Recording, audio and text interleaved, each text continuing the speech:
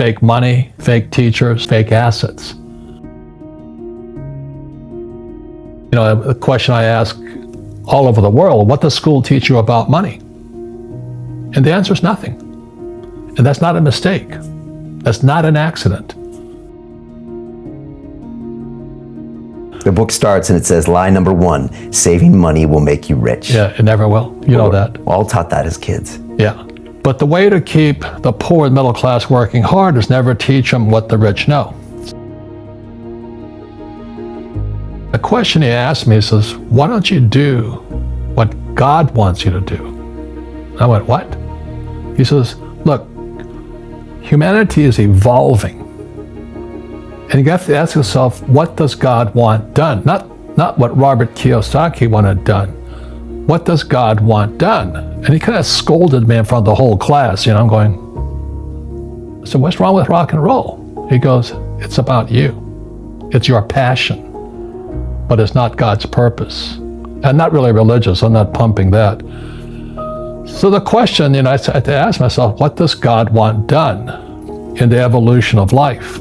And it came to me is, I don't think God wants people to be poor. And today in the world, America especially, is this gap between the rich and everybody else. And I know the game of the rich. You know, my rich dad taught me, you know it because you're the banker. The game the bankers and the rich play is different than what they teach you in school. And that's the story of Rich Dad, Poor Dad. You know, my poor dad, PhD, stands for poor, helpless, and desperate. They don't know anything about money. And they're teaching our kids. And my rich dad was an entrepreneur who never finished school. I grew up in Hawaii. So all of the pieces of the puzzle, and when Fuller scolded me back in '83, the pieces of the puzzle and my life started to come together. And I understood what he was saying then. You know, he says, well, maybe we should stop ripping people off. You know, it might be a good thing. And, you know, the question I ask all over the world, what does school teach you about money? And the answer is nothing. And that's not a mistake. That's not an accident. I knew that. Most people know that. But the way to keep the poor and middle class working hard is never teach them what the rich know. So if you read Rich Dad, Poor Dad, which came out in 1997, it's what the rich teach their kids about money, the poor and middle class do not.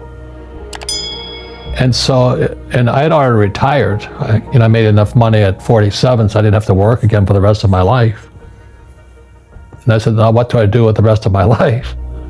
And so that's when I came out with Rich Dad, Poor Dad, the cash flow game, because poverty hurts. I mean, I don't like it. And I don't like that our academic system's so corrupt. You know, we know the banking system's corrupt. We know politics is corrupt. But academics is just as corrupt. So I just said, well, if exactly as Fuller said, what does God want done? Not what I want done. Martin Luther King said it another way. King says, I just want to do God's will. So that's what I cover in faith. What does God want done? You're giving me weird flashbacks here, Robert, because for 20 years of my life, I was in banking, trying to do what was good for Brian.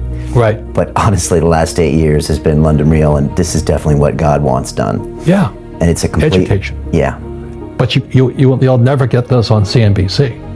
Right, because it doesn't play in with the whole structure that you talk about with Wall Street, right? And the fact that it's corrupted our academic institution, that kind of makes you mad, doesn't it? I mean, one thing if it's the banking and the politics, but this is where we send our children and we trust them to do the right things for them, and yet they're being not taught something so fundamental. Like you asked your dad when you were a kid, Dad, you asked your teacher, when are you going to teach us about money?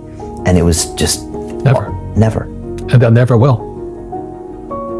So anyway, so that's why I keep going.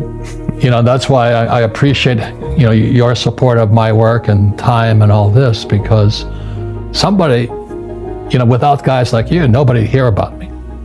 You know, I was on CNN calling the crash of 2008. I said, Lehman's going down. You can check it out. I said to Wolf Blitzer, Lehman's going down. And he goes, oh! And he got kind of flustered because they're not allowed to say stuff like that. Right. And we had Gene Chatsky, who represents Wall Street, you know, the mutual funds and 401k guys. She goes, so they don't want what we know out there. So that's why fake is fake money, fake teachers, fake assets.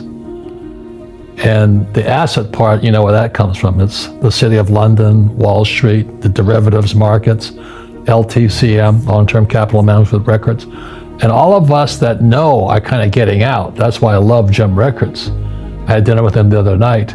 That's why we're talking. This is what's really going on. But our school system will never tell us that because they're part of the process. Fake money, fake teachers, fake assets. They're all one scenario.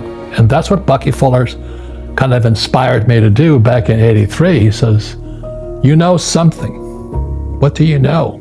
Share it. What does God want done? Or as Martin Luther King says, I just want to do God's will. So what drives me on, and my health is not the best, but the will, you know, the spirit keeps me on. And you're still publishing books. You got another one on the way. You're going from here to Poland to Romania to South Africa to Japan to it's a powerful pace. I want to get into what we talk about in fake. Yeah, but CNN never invited me back after that either. And I can imagine, I mean, I was telling you earlier, when I was in banking here in London, Lehman was one of my clients. Right. So there were 5 traders over there that I got to know really well over 5 years personally. And to suggest that Lehman would have gone bankrupt even 6 months earlier, it's sacrosanct. Yeah. Not to mention from a network that probably gets a lot of advertising dollars from blah, blah, blah. Yes. And then I watched it happen on a Sunday night. I was telling you, I got a call at home from one of the traders said, are you coming into work? I said, it's Sunday night. You know, I'm not. And he said, we're melting down now. We need you in because we have to undo all of our transactions now.